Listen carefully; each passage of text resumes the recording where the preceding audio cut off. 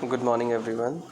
आज का जो हमारा टॉपिक है जिसको कि हम SCRA के नाम से भी जानते हैं, ये एक एक्ट है जिसको कि सिक्योरिटी कॉन्ट्रैक्ट और रेगुलेशन एक्ट 1956 के नाम से जाना जाता है। आज हम इसके बारे में बात करेंगे, तो बहुत ध्यान से आप इस वीडियो को देखिएगा और समझिएगा। इस वीडियो को देखने के बाद आपको किसी और वीडियो को देखने की ज़रूरत नहीं पड़ेगी। आज हम इस कॉन्सेप्ट को बहुत अच्छी तरीके से समझेंगे।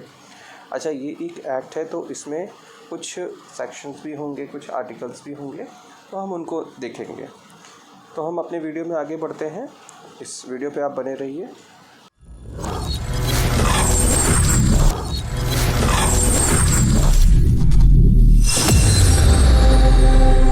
जैसा कि हमने अभी बात की थी सिक्योरिटीज़ कॉन्ट्रैक्ट और रेगुलेशन एक्ट की, जैसा कि हमने बोला था। अच्छा, अब इसका मतलब क्या है, ये करता क्या है? सिक्योरिटीज़ कॉन्ट्रैक्ट, ये काम क्या है, इसका वर्क क्या है, इसको समझने के लिए हमें समझेंगे कि ये ऐसे जो कॉन्ट्रैक्ट की जो सिक्योरिटीज़ होती है उनको क्या करता है, सिक्योरिटीज़ के कॉन्ट्रैक्ट्स को ये गवर्न करता है। ठीक है, ये चीज़ समझ में आ गई कि जो ये कॉन्ट्रैक्ट्स होते हैं उनकी सिक्योरिटीज़ को गवर्न करता है। अच्छा, ये रेगुलेट किसको करता है? ये रेगुलेट करता है स्टॉक एक्सचेंज को और जो ट्रेडिंग होती है सिक्योरिटी मार्केट में उसको। ठीक है, ये चीज़ समझ में आ गई होगी, क्लियर है बिल्कुल कि सिक्योरिटीज़ कॉन्ट्रैक्ट क्या काम करता है। ये कॉन्ट्रैक्ट की सिक्योरिटी करता है, उसको गवर्न करता है, और रेगुलेट किसको करता है, स्टॉक एक्सचेंज को और ट्रेडिंग को जो सिक्योरिटी मार्केट में होती है। ठीक है, हम आगे बढ़ते हैं अब इसमें। फिर सपोज़ अब इसमें हम देखते हैं कि एक मिस्टर एक्स है और एक मिस्टर वाई है। तो मिस्टर एक्स ने क्या काम किया, शेयर को सेल आउट कर दिया, किसको, मिस्टर वाई को। अच्छा, अब इसमें ये चीज़ बहुत ध्यान से समझिएगा, देखिएगा कि अगर बिफोर 1930 अगर ये सेल 1930 से पहले हुई है तो ये किसके अंडर में होगी, ये होगी govern by Indian contract act 1872। ये इसमें नहीं जाएगी, 1956 में नहीं जाएगी। ये किस में जाएगी, अगर ये पहले हुई है 1930 से पहले तो ये कॉन्ट्रैक्ट किस में जाएगा, इंडियन कॉन्ट्रैक्ट एक्ट 1872। ठीक है, अगर हाँ 1930 और उसके 1956 के अगर बीच में हुई है तो इसको कौन गवर्न करेगा, इसको गवर्न किया जाएगा सेल ऑफ गुड्स एक्ट के अंदर 1930 जो है। फिर उसके बाद हम इसमें देखते हैं 1956 ऑनवर्ड्स, ये हमारा जो ये किस में आता है, जैसे कि नाम से ही पता चल रहा होगा आपको, SCRA 1956 यानी securities contract and regulation act 1956। तो ये जो हमने जो बात करी कि इससे पहले जब ये एक्ट नहीं था तो इससे पहले भी ट्रेडिंग होती होगी, इससे पहले भी सारी चीज़ें होती होंगी, तो उनको कौन करता था। तो आप इस डायग्राम के थ्रू बहुत इजीली समझ सकते हो कि मिस्टर एक्स ने मिस्टर वाई को कुछ शेयर्स थे जो सेल आउट किए। अगर वो 1930 से पहले के हैं तो वो किस एक्ट में गवर्न किए जाएंगे, वो इंडियन कॉन्ट्रैक्ट एक्ट 1872 में गवर्न किए जाएंगे। और अगर वो 1930 और 1956 के बीच में है तो वो किस में आएंगे, सेल ऑफ गुड्स एक्ट में 1930 में आएंगे। और 1956 ऑनवर्ड्स हैं तो वो SCRA एक्ट में 1956 में आएंगे। इतनी बात क्लियर है। ठीक है, अब हम आगे चलते हैं। आगे हम देखते हैं securities contract regulation act SCRA 1956, जो हमें क्या बताता है, इसका इंट्रोडक्शन और इसके ऑब्जेक्टिव्स, इनको कि हम देखेंगे। ये जैसा कि हमने देखा कि ये रेगुलेट करता है, ठीक है, और इसमें दूसरा काम क्या होता है, इसमें हम बाय कर सकते हैं, सेल कर सकते हैं और सिक्योरिटीज़ आउटसाइड स्टॉक्स को।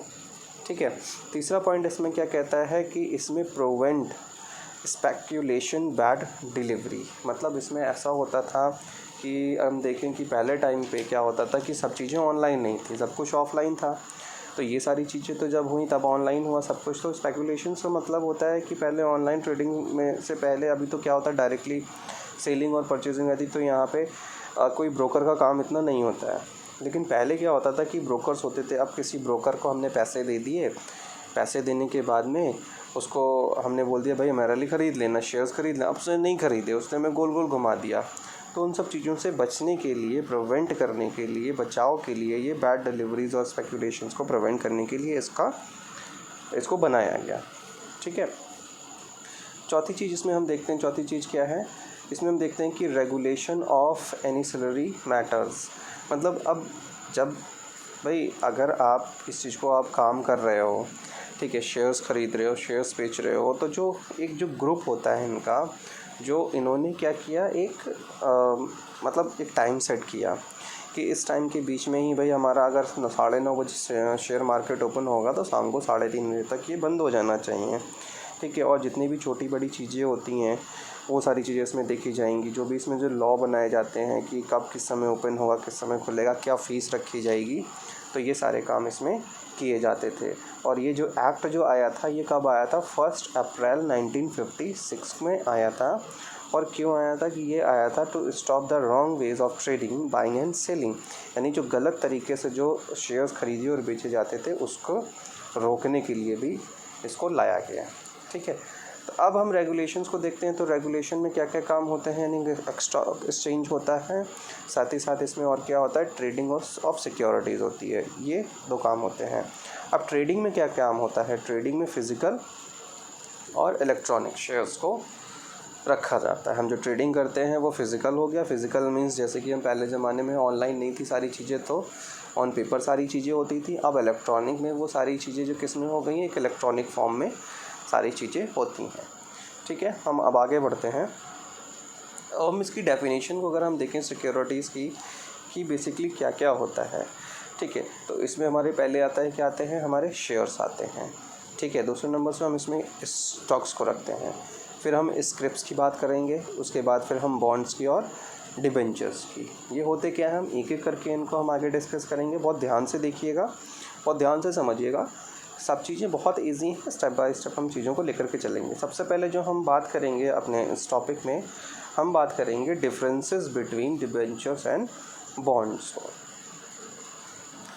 ठीक है। तो अगर हम इसको आप अपनी कॉपी में इस तरीके से 3 लाइन बना लीजिएगा, 3 पार्ट्स में डिवाइड कर लीजिएगा अपनी कॉपी को। पहले टॉपिक में पहले आप हेडिंग डालिएगा बेसिस, दूसरा डिबेंचर्स एंड बॉन्ड्स को, इसके बीच में हम इसके जो है डिफरेंसेस को समझेंगे, ठीक है। अगर हम इसका रिकॉग्नाइजेशंस की अगर हम बात करें तो ये हम देखते हैं कि कंपनी एक्ट 2013 का अंडर सेक्शन 2 का सब क्लॉज 30 प्लस सेक्शन 71 में हम इसके बारे में हम डिटेल में पढ़ सकते हैं और जान सकते हैं, ठीक है। बट बॉन्ड्स के बारे में ऐसा कुछ भी नहीं दिया गया है। क्रोनोलॉजी की अगर हम बात करें तो ये एक ट्रेडिशनल इंस्ट्रूमेंट है और ये एक मॉडर्न इंस्ट्रूमेंट्स हैं, ठीक है, क्लियर। इसका ओरिजिन की अगर हम बात करें तो डिबेंचर्स का जो ओरिजिन है वो कहाँ पे हुआ, तो वो यूनाइटेड किंगडम यूके में। और बॉन्ड्स की अगर हम बात करें तो इसका ओरिजिन कहाँ पर है, यूएस या यूनाइटेड स्टेट्स में। सिक्योरिटीज़ की अगर हम बात करें तो सिक्योरिटीज़ को हम देखते हैं तो सिक्योरिटी डिबेंचर्स में अनसिक्योर्ड होती है, बट बॉन्ड्स की अगर हम बात करें तो ये जनरली कंपैरिजन टू डिबेंचर्स ये ज़्यादा सिक्योर होते हैं, ठीक है। अब इशुएंस अथॉरिटी की अगर हम बात करें तो ये कॉरपोरेट डिबेंचर्स होते हैं, बट बॉन्ड्स में ये चीज़ देखी जाती है तो bonds are issued by corporates and government both. अब इसमें अगर हम रिटर्न्स देखते हैं तो रिटर्न्स किस तरीके के देखे जाते हैं, डिबेंचर्स में जो हमें मिलता है वो इंटरेस्ट मिलता है, बट जब हम बॉन्ड्स को देखते हैं तो बॉन्ड्स में हमें क्या मिलता है, हमें प्रॉफिट मिलता है, ठीक है। ये चीज़ क्लियर आगे हो गई आपको, यहाँ पे पॉइंट्स आप इस तरीके से इसको लिख सकते हैं। अब हम इसमें डिफरेंसेस जो हमने देखा था कि डिबेंचर्स बॉन्ड्स और का क्या डिफरेंस होता है, तो इसमें एक बहुत ही कॉमन सी चीज़ है, इसको आप ध्यान दे के चलिएगा कि डिबेंचर्स एंड बॉन्ड्स ये दोनों ही अगर हम बात करें तो दोनों जो हैं डिफरेंट ब्रांचेस हैं एक ही पेड़ की, एक ही ट्री की। तो आप इसको लिख सकते हैं debentures and bonds are different branches of the same tree, okay. अगर हम स्क्रिप्ट्स देखें, आखिर स्क्रिप्ट्स होता क्या है, जैसे हमने देखा था पिछले अपने पॉइंट में कि हमने जो बात की थी shares, stocks, scripts, bonds and debentures की, ठीक है। तो स्क्रिप्ट्स को अगर हम देखें तो स्क्रिप्ट्स बेसिकली हमारे जो शेयर्स होते हैं जो एक इलेक्ट्रॉनिक फॉर्म्स में होते हैं जिनको कि हम स्क्रिप्ट्स कहते हैं, ठीक है। समझ में आ गया। शेयर्स का अगर कोई स्क्रिप्ट्स आपसे पूछेगा स्क्रिप्ट्स क्या होता है तो you can say simply share in electronic forms are called scripts, ठीक है, क्लियर है, इजी है बहुत, आप इजीली इसको देख करके समझ सकते हैं। अगर लगता है कि आप इस वीडियो को बार बार आप देख सकते हैं रिपीट करके, तो आपको ये बहुत इजीली समझ में आ जाएगा और बहुत इजीली आप एग्ज़ाम में इसको लिख करके आ सकते हैं, ठीक है। अब हम आगे चलते हैं। अब हम बात करेंगे differences between shares and stocks की, ये दोनों के बीच में डिफरेंसेस क्या क्या होते हैं। इसमें इसको कि अभी आप अपनी कॉपी में 3 पेजेस में इसको बांट लीजिए स्टूडेंट्स। अब हम बात करते हैं बेसिस की। बेसिस हमारा मतलब इसके अगर हम देखें मीनिंग्स की बात करें कि शेयर्स का मतलब क्या होता है, इसकी मीनिंग क्या है, तो शेयर्स जो होते हैं वो स्मॉलेस्ट यूनिट होती है कैपिटल इश्यूड की, जो कि कंपनी उसको इशू करता है। ठीक है, smallest units of capital issued by company उसको इशू करता है, ये कैपिटल की सबसे छोटी यूनिट होती है। वहीं हम अगर स्टॉक्स की बात करें तो ये बंडल ऑफ शेयर्स होते हैं, ये एक छोटी यूनिट है हम कह सकते हैं। और एक जैसे कि हम अगर हम बात करें कि एक सपोज़ 10 का एक नोट है, ठीक है, वो एक सिंगल नोट है तो वो एक छोटा एक यूनिट हो गया, ठीक है। और वही अगर हम 10 की गड्डी रख दें तो वो एक बंडल्स बन जाएंगे। तो उसी तरीके से हम यहाँ पे कह सकते हैं बंडल्स ऑफ शेयर्स। काफ़ी सारे शेयर्स हैं एक, तो वो बंडल्स ऑफ शेयर्स कहलाएंगे स्टॉक्स में। डिविजिबल्स की हम अगर बात करें तो shares are indivisible and hence can not be realised. ये हमारे इंडिविजिबल होते हैं, छोटी सी यूनिट होती है, but stocks can be realise in parts, उसको हम पार्ट्स में तोड़ सकते हैं। इशुएंस की अगर हम बात करें तो shares are originally issued by company. Shares जो हैं ओरिजिनली किसके द्वारा इशूड किए जाते हैं, वो एक कंपनी के द्वारा किए जाते हैं। और stock is being created by company after conversion of share. तो स्टॉक्स के किए जाते हैं, ये कंपनी के द्वारा क्रिएट किए जाते हैं, उसके बाद इनका कन्वर्जन होता है शेयर्स में। अब वैल्यूएशन की अगर हम बात करें तो shares do carry its original value, मतलब इसकी एक अपनी फेस वैल्यू होती है, एफ वी मीन्स होता है फेस वैल्यू। इशू प्राइजेस होते हैं इसकी एक एमपीएस होता है। एमपीएस अगर हम बात करें तो एमपीएस मतलब मार्केट प्राइस पर शेयर, ठीक है। उसी जगह हम स्टॉक्स की बात करें तो स्टॉक्स हमारे derive it's value from number of shares and MPS under such stocks. यानी स्टॉक्स जो डिराइव होते हैं उसकी it's value from the number of shares, कितने नंबर ऑफ शेयर्स हैं वो, और एमपीएस जो होता है अंडर सच स्टॉक्स उसमें होता है, ठीक है। तो ये हमारा एक आज का टॉपिक था। आई थिंक आपको क्लियर हो गया होगा, समझ में आ गया होगा कि SCRA क्या होता है, हमारा SCRA किस तरीके से आया।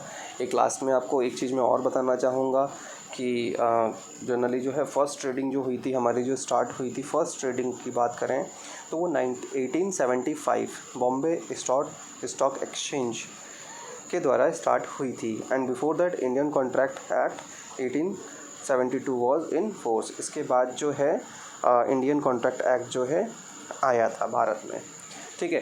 तो आई होप आपको वीडियो मेरी अच्छी लगी होगी। अगर आपको मेरी वीडियो अच्छी लगी, पसंद आई, तो आप प्लीज़ इसको लाइक करें, कमेंट करें और शेयर करें।